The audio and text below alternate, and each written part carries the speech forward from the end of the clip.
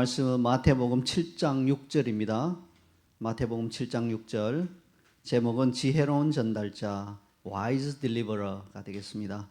길지 않으니까요. 우리 한 절을 우리 한 목소리로 같이 읽도록 하겠습니다. 것을 그에게 주지 말며 너희 진주를 돼지 앞에 던지지 말라. 그들이 그것을 발로 밟고 돌이켜 너희를 찢어 상하게 할까 염려하라. 아멘. 네, 지난 주일 우리 메시지를 통해서 우리는 우리 입술에서 비판의 말을 거쳐야 한다 하는 것을 배웠습니다. 한 주간 좀 훈련하셨나요? 저도 지난 한 주간 제 메시지를 전한 다음에 좀 될 수 있으면 비판의 말을 안 하려고 의식적으로 많이 노력했습니다. 그러니까 좀 되더라고요. 다른 때보다 좀 비판의 말을 훨씬 덜하게 된 것 같긴 합니다. 자, 왜 이런 비판의 말을 하면 안 되나요? 사실 누군가를 쫙 비판하는 것은 우리 마음 은밀한 것에 좀 쾌감을 가져다 주죠. 그러니까 하는 거 아니겠어요? 근데 그게 문제예요. 뭡니까? 죄로 타락한 혼이 즐거워하는 일은 대부분 하나님 앞에 죄가 되는 일입니다. 여러분 그것을 꼭 기억하세요. 내 은밀한 곳에서 은밀한 쾌감이 있는 이런 일들은요, 하나님 앞에서 죄가 되는 게 대부분입니다. 그래서 습관적으로 남을 이렇게 항상 비판하는 이런 사람들은 주기도문의 전반부, 즉 하나님의 이름을 거룩하게 하고 하나님 나라가 임하게 하고 하나님의 뜻을 이루어드린 삶을 살기가 극히 어렵습니다. 계속 비판하는데 어떻게 그런 일이 일어날 수 있겠습니까? 그렇죠? 근데 오늘 본문을 보니까요, 이 직접적인 비판만이 문제가 아니라 우리의 어떤 좀 잘못된 어프로치 혹은 잘못된 행동을 통해서 다른 이들을 비판하는 것과 유사한 효과가 날 수 있다는 거예요.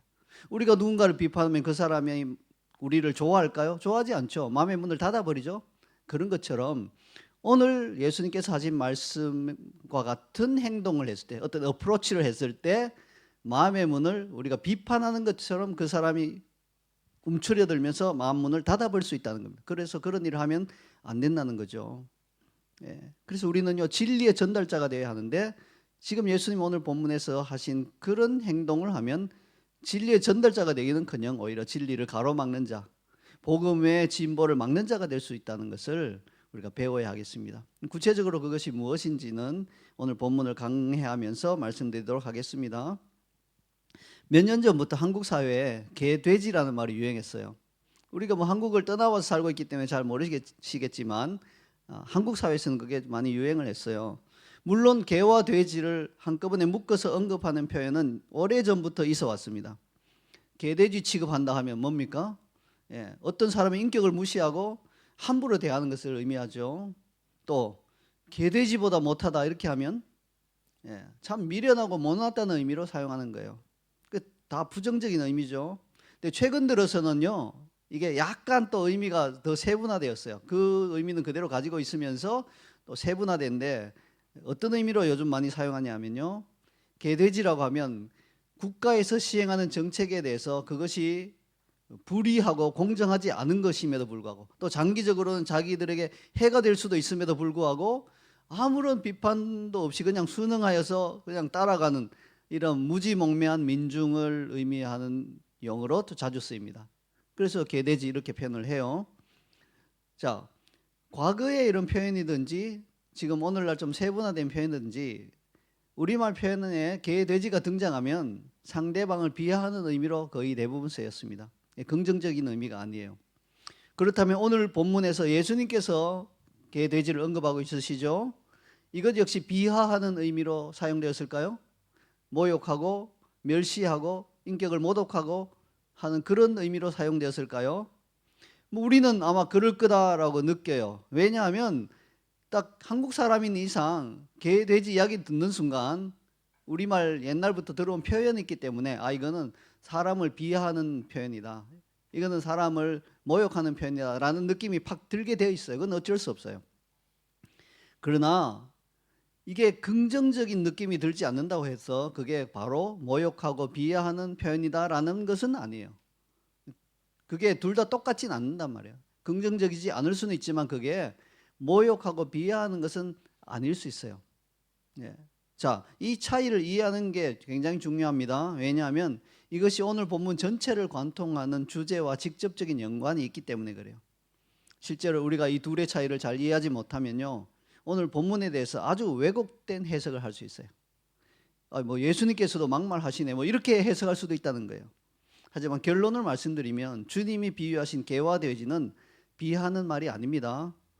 다만 아직 그 수준이 어떤 기준에 미치지 못한 상태를 메타포를 사용해서 쓰신 거예요.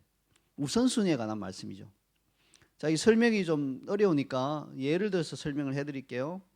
예수님께서 이 본문뿐만 아니라 개라고 하는 메타포를 사용하신 사건이 또 있어요. 기억하십니까? 마가복음 7장에 나오는데요. 예수님께서 공생의 기간 중에 매우 독특한 축사 사건을 한번 행하셨는데 그때 나오고 있어요. 예수님께서 두로 지방에서 한 집에 머물고 계실 때요, 그분의 소문을 들은 여인 한 명이 찾아왔는데 그 여자는요, 귀신 들린 어린 딸을 두었어요. 그래서 그 발 아래 엎드려서 자기 딸에게서 귀신 쫓아내 주시기를 간구하였습니다. 그 여자는 이방인인 수로보니게 족속이었다, 이렇게 표현하고 있습니다. 그런데 예수님께서 이 여인에게 하신 답변이 많은 그리스도인들을 당혹스럽게 만듭니다. 마가복음 7장 27절을 우리 함께 읽어보겠습니다. 예수께서 이르시되 자녀로 먼저 배불리 먹게 할지니 자녀의 떡을 취하여 개들에게 던짐이 마땅치 아니하니라. 자, 저는 어떤 부흥사 목사님이 이 본문을 두고 이런 방식으로 설교하신 것을 생생하게 기억합니다. 여러분, 주님이 우리의 간구를 아무리 매몰차게 거절하시더라도 이 수로보니게 여자처럼 끝까지 매달리면 반드시 응답하십니다. 아멘. 막 이렇게 이제 강대상을 치면서 굉장히 힘있게 이제 메시지를 전하신 것이 기억이 나요. 근데 그 부흥사 목사님이 직접 언급하지는 않았지만 이 목사님 설교의 핵심은 뭡니까? 주께서 우리를 개 취급하시더라도 포기하지 말고 매달리면 기도 응답 받는다는 그런 내용이죠. 네, 주님께 우리의 필요를 끈질기게 간구해야 한다. 뭐 그것을 전달하시고자 하는 그 목사님의 의도는 충분히 이해가 되지만 주님은 간절한 마음으로 당신께 와서 간구하는 자들에게요, 그런 식으로 비인격적으로 매몰차게 몰아붙이는 분이 아닙니다. 복음서 전체에서 보여주신 주님의 성품을 보면 알잖아요. 결코 어떤 사람을 그렇게 인격을 비하해가면서 뭐 개가 와서 이렇게 짖고 있어 이런 식으로 사람을 모독하는 분이 결코 아니라는 거예요. 그러므로 우리는요, 주님이 그런 의도로 말씀하지 않으셨을 것이라고 단언할 수 있어요. 자, 여기서 한번 생각해 보십시다. 주님은 왜 굳이 개라고 하는 메타포를 사용하여서 여자의 간구에 대답을 주신 걸까요? 뭐 다른 메타포 사용할 수도 있잖아. 꽃을 사용할 수도 있고 뭐 별을 사용할 수도 있지만 왜 개를 사용하셨을까? 개가 그 상황에서는 가장 자연스럽게 잘 이해할 수 있는 메타포니까 사용하신 거예요. 그뿐이에요. 비하하려고 개를 사용한 건 아니라는 거예요. 우선순위에 관한 것이죠.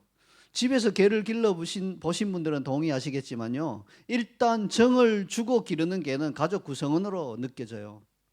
한국에서도 옛날에 개를 많이 길렀죠. 마당에서 길렀죠. 지금은 집 안에서 기르는데, 마당에서 기르던 개도요, 식용 목적으로 이렇게 복날이 오면 잡아먹으려고 기르는 개는 이름도 안 붙여줬어요.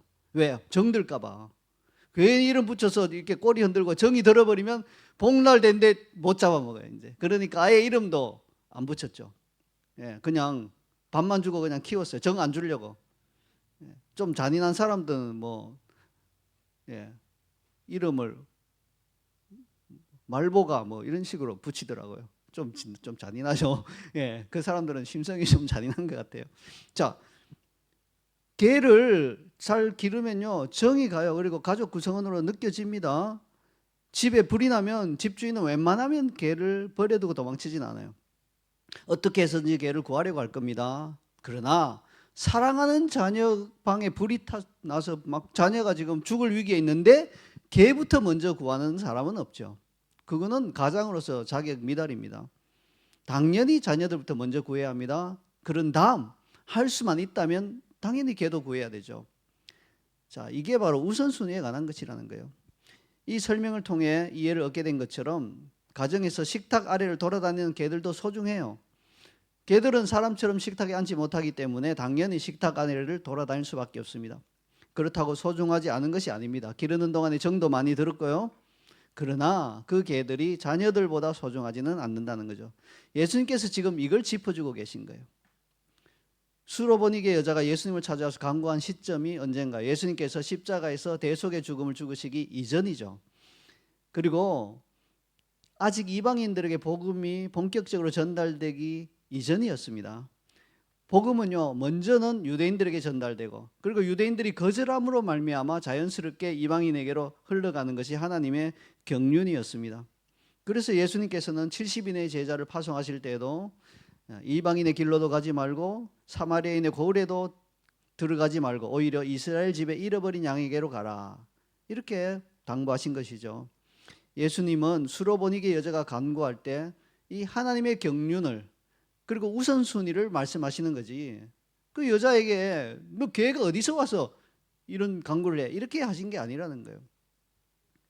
근데 물론 우리는 그 결말을 알고 있습니다.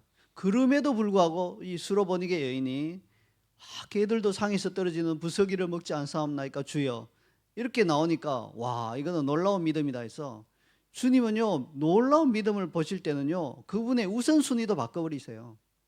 예, 그렇게 해서 고쳐주셨잖아요.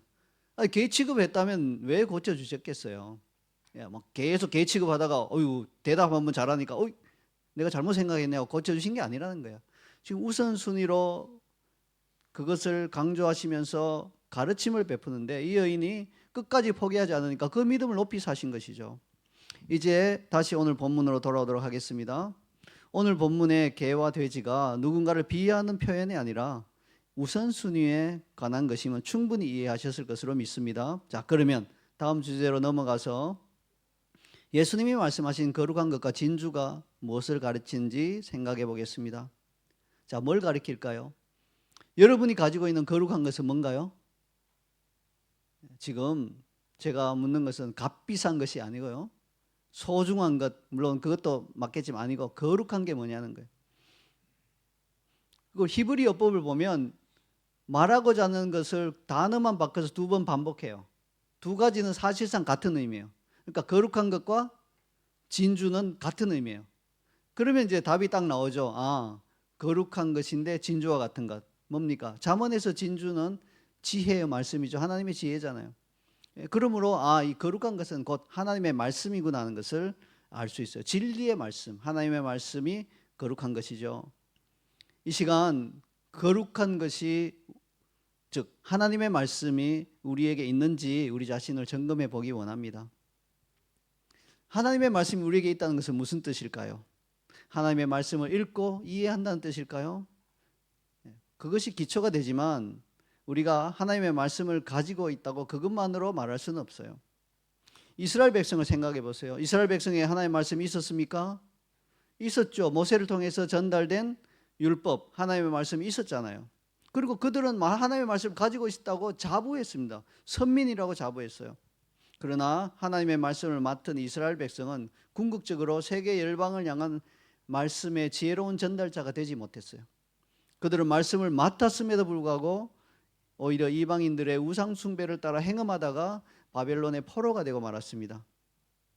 오늘날 그리스도인인 우리에게 이런 일이 일어나지 않는다고 장담할 수 있습니까? 절대 그렇지 않습니다.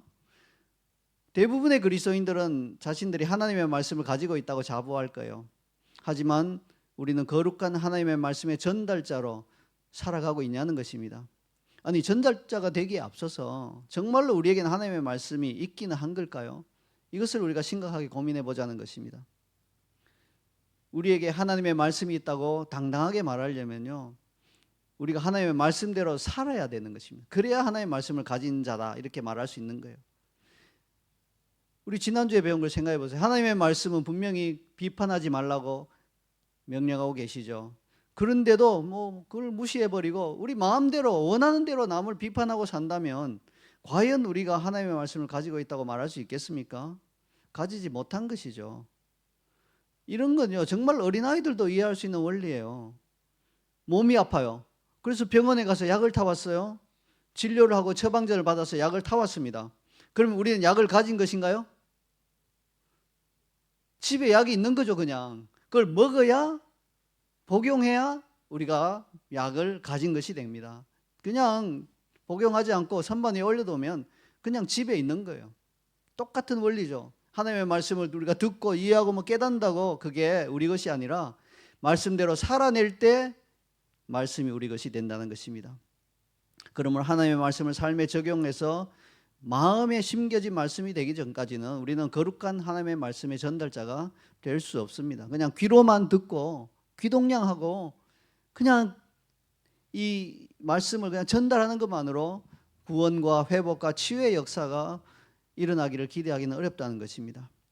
지금 제가 여러분들에게 말씀하는 거지만 저 자신에게 말하는 것이기도 합니다. 설교자로서 저 자신도 정말 하나님의 말씀을 내가 가지고 있는가? 내가 하나님의 말씀대로 살고 있는가? 이걸 늘 몸부림치고 있어요. 그렇지 않으면 그냥 말로만 전달하는 자가 될 뿐인 것입니다. 그게 참 두렵다는 것이에요. 여러분도 이런 부분에 굉장히 두려움을 가지셔야 됩니다. 자, 그러면 우리가 하나님의 말씀을 살아냄으로 말미암아 진실로 거룩한 하나님의 말씀을 가진 자가 되었다면 우리는 지혜로운 전달자가 될 수 있을까요? 네, 그렇게 될 수 있는 기본적인 준비를 갖춘 셈입니다. 그렇지만 주의해야 할 점이 있습니다. 실로 많은 그리스도인들이요, 이 부분을 그냥 간과하기 때문에 지혜로운 전달자가 되지 못하고 오히려 그 과정에서 많은 상처와 아픔을 끼치고 또 자신도 아픔을 겪고 있습니다. 오늘 본문에서 예수님께서 하신 말씀이 바로 이 부분에 대한 것이에요. 진실로 하나님의 말씀을 가진 자들이 어떻게 지혜로운 전달자가 될 수 있는가 하는 그 부분인 것이죠. 자, 그런데 앞서서 무수한 그리스도인들이 행하고 있는 완전히 잘못된 방식을 예로 들어 드리겠습니다. 그들은 먼저 하나님의 말씀이 자기에게 없는데도 불구하고, 즉 말씀대로 살지 않는데도 불구하고 자기들이 말씀을 가지고 있다고 생각합니다.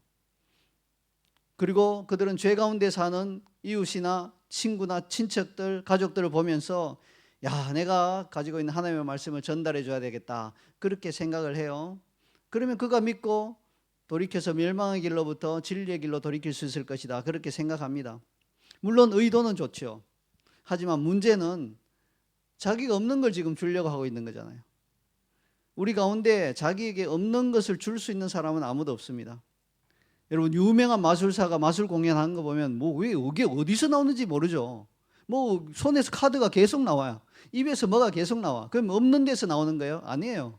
우리는 모르지만 어딘가 교묘하게 숨겨놓은 거예요. 그게 나오는 거예요. 없는 것을 줄 수는 없어요. 아무리 유명한 마술사라도 없는 것을 줄 수는 없습니다. 없는 것을 줄 수 있다면 마법사죠. 마법사는 없잖아요. 마술사들이 없는 걸 주는 게 아니라 있는 걸 주는 거예요. 우리도 마찬가지입니다. 우리가 가진 하나님의 말씀만 전달하고 줄 수 있는 거예요. 자, 가진 게 없는 그리스도인이 그래도 좋은 의도로 가서 접근해서 이렇게 하나님의 말씀을 전합니다. 권면합니다. 그런데 이게 효과가 별로 없어요.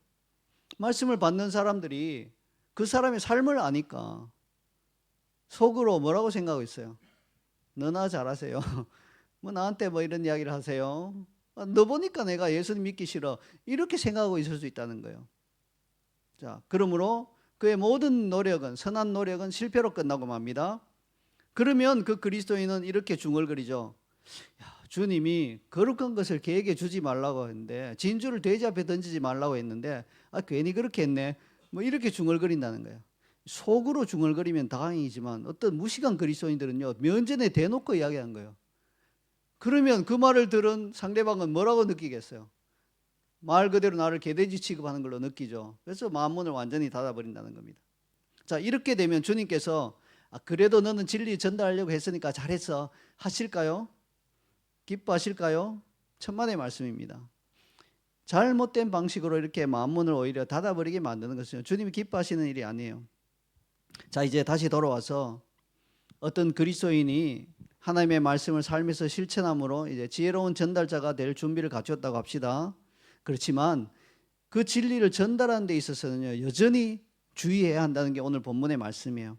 왜냐하면 개돼지에게 거룩한 하나님의 말씀을 곧바로 직설적으로 전달하면 역효과를 낼 수 있기 때문에 그래요. 제가 또 이렇게 말씀드리면 자동적으로 개돼지? 비하한 말이냐? 아니라 우선순위에 관한 말씀이라고 말씀드렸죠. 다시 말하자면 이 거룩한 진리의 말씀을 직접적으로 듣고 이해할 만한 수준이 되지 못한, 아직 영적으로 죽어 있거나 미숙한 자들을 가리킨다는 거죠. 그들에게는요, 그렇게 강압적이고 직접적인 방식이 아니라 보다 온유하고 부드러운 방식으로 접근을 해야지 지혜로운 전달자가 될 수 있다는 것입니다. 그러면 개나 돼지가 온통 관심을 가지고 있는 건 뭘까요? 제가 살펴보니까 딱 하나 있어요. 그건 바로 먹을 거예요. 먹을 거. 제가 사역차 태평양의 피지라고 하는 섬나라를 많이 방문해 봤는데요. 그 방문할 때마다 느끼는 것은요, 그곳에는 길거리에 돌아다니는 삐쩍 마른 들개들이 참 많다는 거예요. 그 개들의 관심사는 딱 하나요. 먹을 거예요. 먹을 거. 그래서 뭐 이게 뭐 얼마나 그 배가 삐쩍 말랐는지 보면요 안쓰러워요. 사실 한번 그림을 보여주세요. 그 그림 보면 개가요, 실제로 피지에서 찍은 사진인데 얼마나 배가, 갈비뼈가 막 다 보이잖아요. 막 그럴 정도로 이제 굶주리고 있다는 거예요. 먹을 거 외에는 관심 없어요, 이 개들은. 그런데 이 개들을 비난할 수 없는 게, 그와 같은 상태에 놓이게 된 게 그들의 잘못이 아니잖아요. 뭐 주인이 없이 떠돌아다니니까 아무도 먹이를 안 주니까 저렇게 될 수밖에 없는 거예요. 먹을 것만 보이면 뭐 우르르 달려오는 거예요. 그래서 뭐 길에서 뭐 잘못 먹고 있으면 곤란해요. 개들을 불러들이는 일이에요. 막 몰려들여 달라고. 위협적이지는 않지만 불쌍해서 떼주면요 막 더 몰려들죠. 그런데 이런 개들에게 거룩한 걸 탁 던져주면 어떻게 될까요? 뭔가 먹을 건가 싶어서 한 번은 관심을 보이지만 이게 아니다 싶으면요, 그 거룩한 것의 가치를 알지 못합니다. 그냥 무시해버립니다. 그 정도만 해도 다행인데 돼지 경우는 또 달라요. 돼지에게 진주 여러 알을 가져와서, 진주가 막 한 수십 알 있으면 엄청 값비싼 거잖아요. 막 가져와서는 이거를 돼지 앞에 쫙 던져주면 어떻게 될까요? 이 돼지 눈에 보니까 그건 뭐예요? 콩알처럼 보여요. 콩알. 이거 먹을 거다 하면서 꿀꿀꿀 와서 막 이제 씹어 먹는데, 진주가 딱딱하니까 돼지 입에서 이빨에 딱 부딪히면 뭐야? 이빨이 아프죠.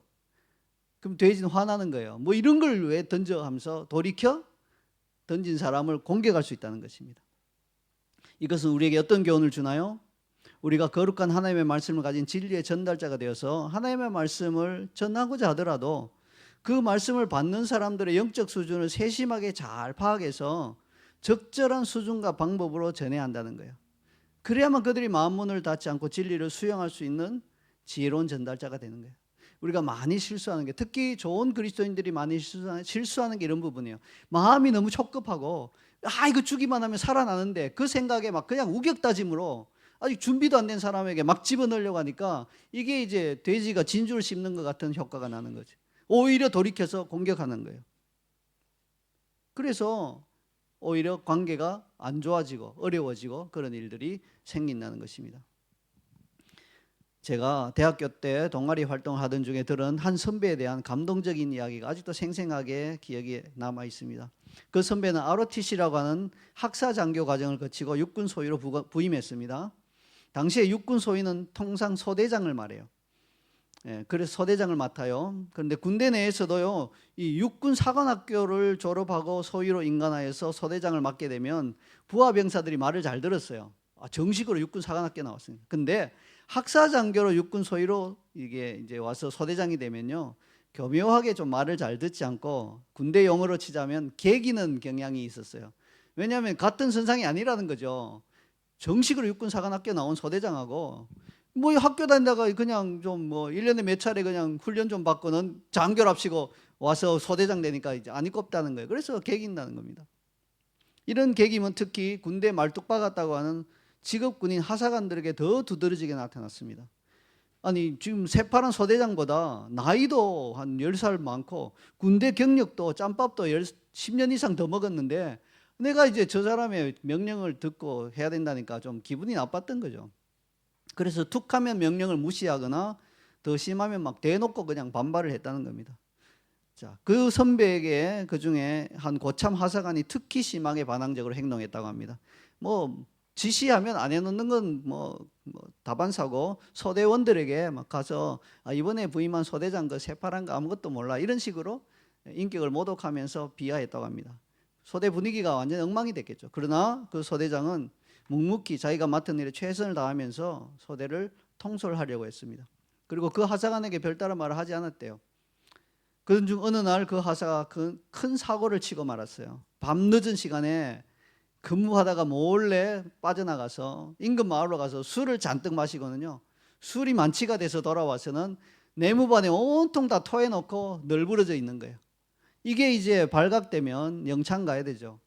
빨간 줄 꺼 있는 거예요. 그런데 이 소대장이 딱 와서 그것을 보거든요. 걸레를 빨아서 토사물을 깨끗하게 다 치우고 그 사람 몸에 묻은 토사물도 다 치워주고 이렇게 옷도 잘 닦아주고 해서 이렇게 눕혔답니다. 그리고 그 다음날 아무런 말도 하지 않았대요. 이 하사관이 일어나서 다른 부하들에게서 자기가 친 사고의 내용을 듣고는 얼굴이 하얗게 변한 거예요. 그리고 그 소대장이 다 그렇게 치워준 이야기를 듣고는요, 굉장히 감동했는지 찾아와서 무릎을 꿇고 울면서 소대장님 제가 잘못했습니다 하면서 이렇게 좋은 인격을 가지신 분인 걸 제가 몰랐다고 앞으로 잘하겠습니다 하면서 자기가 솔선수범해서 이제부터는 그 소대를 잘 이끌었다고 합니다. 그래서 이제 해피엔딩으로 끝나는 거죠. 근데 정말 놀라운 이야기는 그 다음에 나옵니다. 아시다시피 모든 한국의 부대는요 정기적으로 사격 훈련을 실시해요. 만약 그 훈련에서 불합격하는 병사가 있으면요 그 소대의 명예가 추락하는 겁니다. 그리고 병사 자신에게도 상당한 불이익이 돌아옵니다. 그래서 소대장들은요 자기 소대에서는 탈락하는 자가 없도록 사격 훈련을 열심히 하고 사격 못하는 또 병사는 또 별도 개인 지도도 하기도 하고 그렇게 합니다. 그런데 하필 그 선배가 소대장으로 있던 소대에 정말로 사격이 서툰 한 병사가 있었습니다. 보통 못하는 게 아니라 이거 정도를 넘어서 못하는 거예요. 빵 쏘면 그 표적지 검은 데는 물론이고 표적지 자체도 안 맞는 경우가 대부분 많았어요. 심한 경우에는 옆에 사람 표적지에 갖다 맞추는 거예요. 남 좋은 일 시켜주고 아무리 해도 안 되는 거예요. 아무리 가르쳐도 안 되고 아무리 가르치도 뭐 안 되고 저는 못 쏘는 것 같아요. 손이 굽었나 봐요. 뭐 이러면서 안 보여요 하고 못 쏘고 이제 안 된다는 거예요. 왜 멀쩡한데 왜 못 쏘냐? 자, 저 따라해봐요. 가늠자 해서 딱 해서 이렇게 하면 돼. 안 됩니다 하고 안 되는 거예요.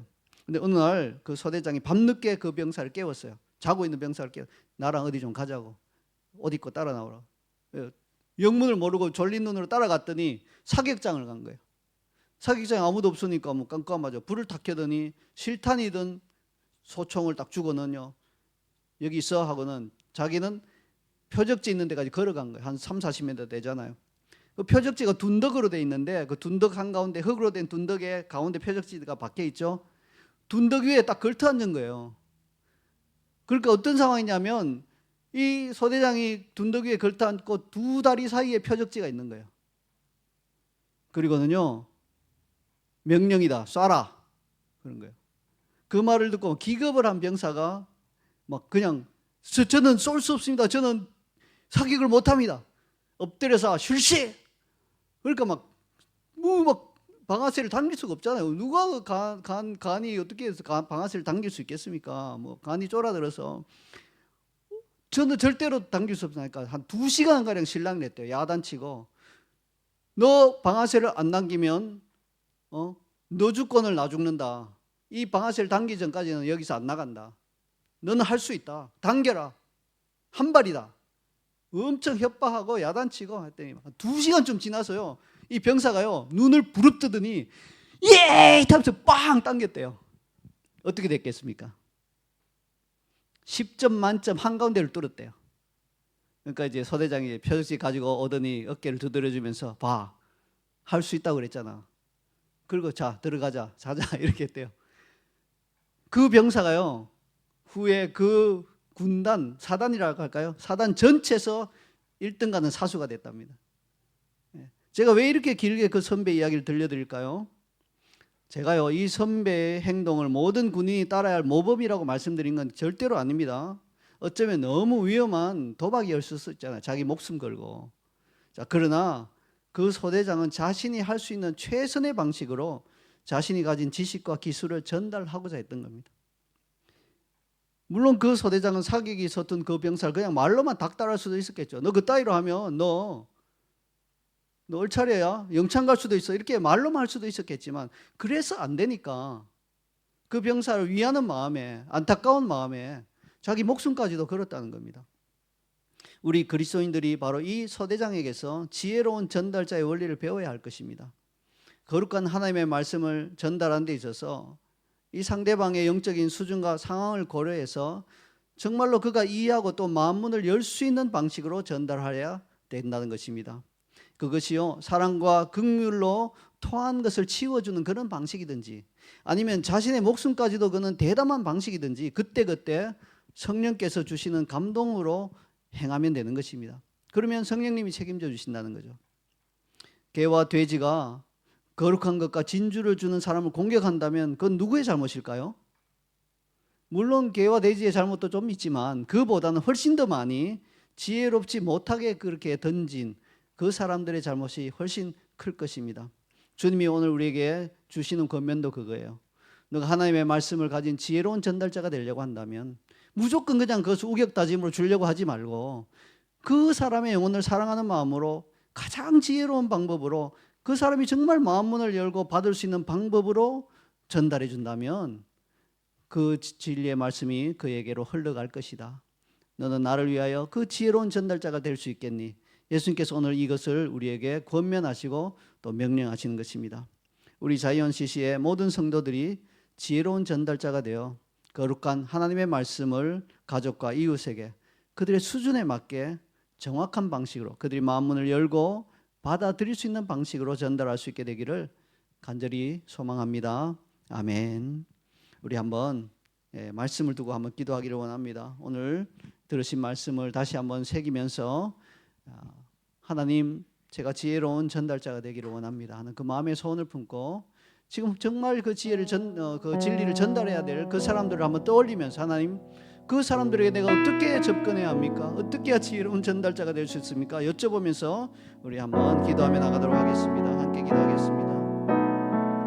하나님 감사합니다. 예수님 오늘 저희들에게 말씀을 주심을 감사합니다. 우리로 하여금 지혜로운 전달자가 되라 하시는 우리가 때로는 정말 진리의 말씀을 우리가 가지고 있다 생각 하나님 그것을 그냥 던져주면 생각하고 개와 돼지들에게 하나님 그것을 그냥 거룩한 말씀이니 먹으라고 진주니 너에게 좋은 것이라고 그냥 그렇게 던져주는 그런 삶을 살아왔음을 고백합니다. 그러나 하나님 이제는 좀 바뀌게 해 주시옵소서.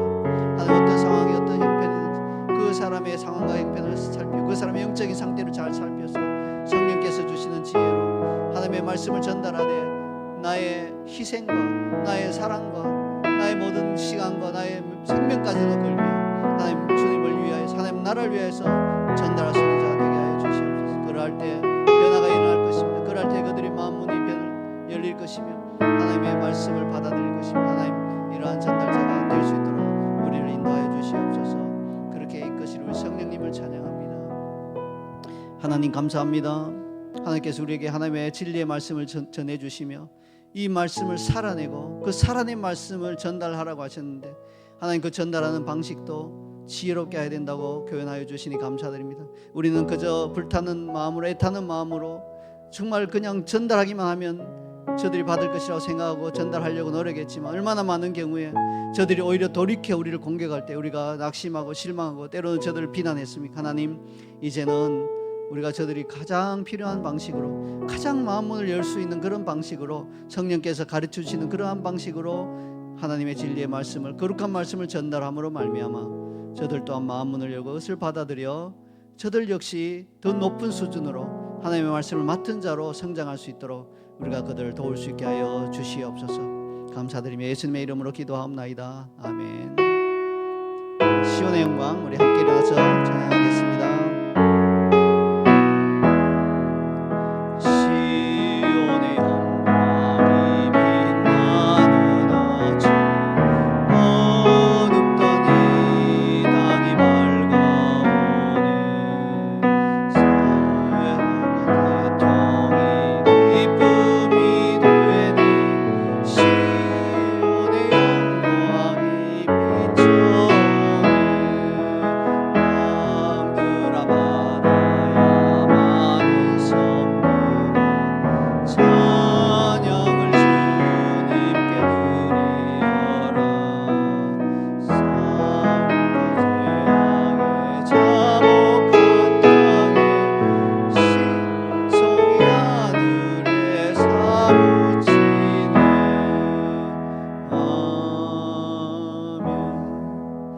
지금은 우리 주 예수 그리스도의 은혜와 하나님 아버지의 극진하신 사랑과 성령의 감동과 충만 교통하심이 하나님의 거룩한 말씀의 전달자가 되어 지혜롭게 잘 전달함으로 말미암아 우리 주변에 있는 이뤄진 영혼들의 마음 문을 열고 그들이 하나님의 말씀을 받고 하나님의 자녀로 서게 되기를 소원하며 이 시간 머리를 숙인 사랑하는 자이언CC 모든 성도들과 주를 사랑하는 모든 이들 위해 지금부터 영원토록 함께 있을지어다.